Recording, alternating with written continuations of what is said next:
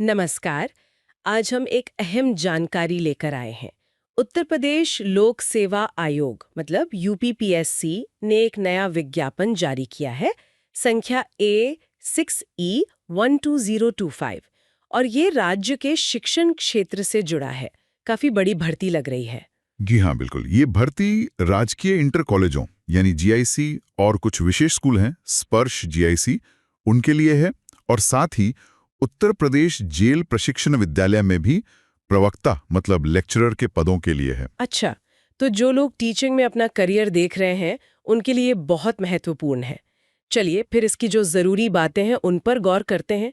सबसे पहले तो यही जानना चाहेंगे कि पद कितने हैं। हाँ, तो पदों का विवरण देखें तो जीआईसी में पुरुष और महिला शाखा दोनों मिलाकर कुल 1471 पद हैं। 1471, काफी संख्या है। जी, इसमें से 777 पद पुरुषों के लिए और 694 महिलाओं के लिए हैं। इसके अलावा स्पर्श जीआईसी के लिए 45 पद हैं और जेल प्रशिक्षण विद्यालय के लिए 02 पद। और ये संख्याएं अंतिम है या इनमें बदलाव हो सकता है? विज्ञापन में लिखा है कि ये संख्या घट बढ़ सकती है। ऐसा अक्सर होता है भर्ती प्रक्रियाओं में। ठीक है, तो आवेदन करने की सोच रहे लोगों के लिए पहला कदम क्या होगा? सबसे जरूरी चीज, और यह बिल्कुल अनिवार्य है, वो है वन टाइम रजिस्ट्रेशन यानी ओटीआर। ओटीआर, अच्छा। जी, अगर किसी ने अब तक ओटीआर नंबर नहीं लिया है तो उन्हें आयोग की जो ओटीआर वाली वेबसाइट है https://otr.pariksha.nic.in, वहां जाकर पहले रजिस्ट्रेशन करना होगा। और ये काम आवेदन करने से कम 72 घंटे पहले पूरा कर लेना है, तभी ओटीआर नंबर मिलेगा। ओह, तो मतलब बिना ओटीआर नंबर के फॉर्म नहीं भर सकते? नहीं, बिल्कुल नहीं भर सकते। ये अनिवार्य प्रक्रिया है। तो ये ओटीआर एक बार हो गया तो हमेशा काम आएगा? हाँ, यूपीपीएससी की भविष्य की भर्तियों के लिए भी ये प्रोफाइल काम आएगा। और आवेदन कहाँ करना है? आवेदन सिर्फ आयोग की मुख्य वेबसाइट https://uppsc.up.nic.in पर ही होंगे, ऑनलाइन। सिर्फ ऑनलाइन? जी ठीक है। जी। अब तारीखों की बात कर लेते हैं, ये बहुत जरूरी हैं। ऑनलाइन आवेदन शुरू हो रहे हैं 12 अगस्त 2025 से। 12 अगस्त से? हाँ, और फीस जमा करने की और फॉर्म सबमिट करने की दोनों की आखिरी तारीख 12 सितंबर 2025 है। 1 महीने का समय है। जी, और अगर फॉर्म में कोई गलती हो जाती है तो उसे सुधारने का भी मौका मिलेगा। उसकी अंतिम तिथि 19 सितंबर 2025 है। ठीक है, अब आते हैं पात्रता पर। कौन लोग आवेदन कर सकते हैं? सबसे पहले उम्र सीमा। उम्र के लिए जो कट ऑफ डेट है वो 1 जुलाई 2025 है।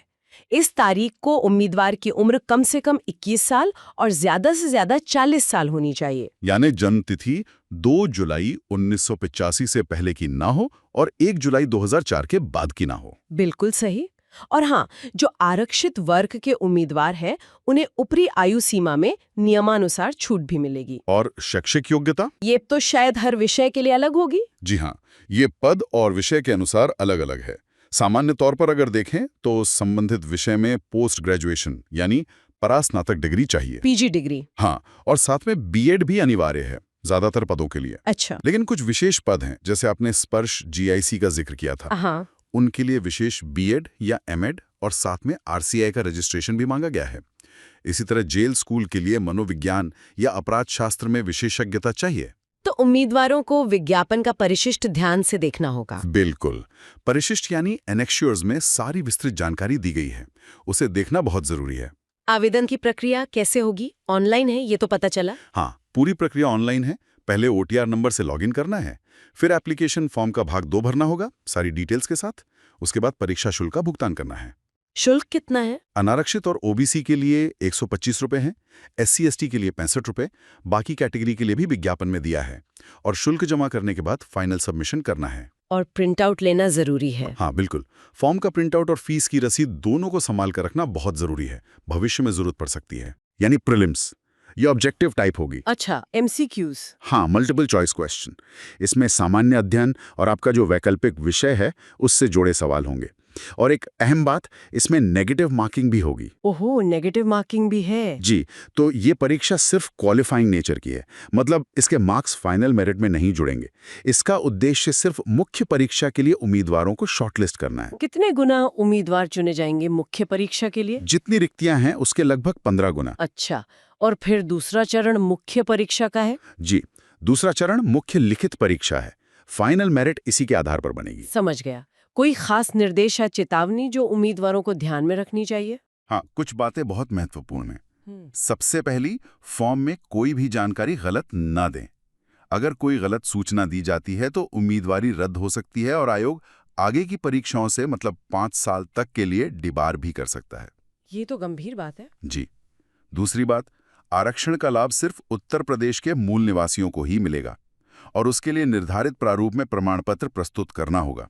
वो प्रारूप परिशिष्ट 1 में दिया है। अच्छा। और शुरुआत में कोई भी हार्ड कॉपी मतलब कागजात आयोग को भेजने नहीं हैं, सब ऑनलाइन है। और अपडेट्स के लिए? अपडेट्स के लिए नियमित रूप से आयोग की वेबसाइट देखते रहें, ये बहुत जरूरी है। ठीक है, तो संक्षेप में क्या मुख्य बातें याद रखनी है? जी, संक्षेप में कहें तो पहला, अपनी पात्रता विज्ञापन में ध्यान से जांचें। दूसरा, अगर ओटीआर नहीं है तो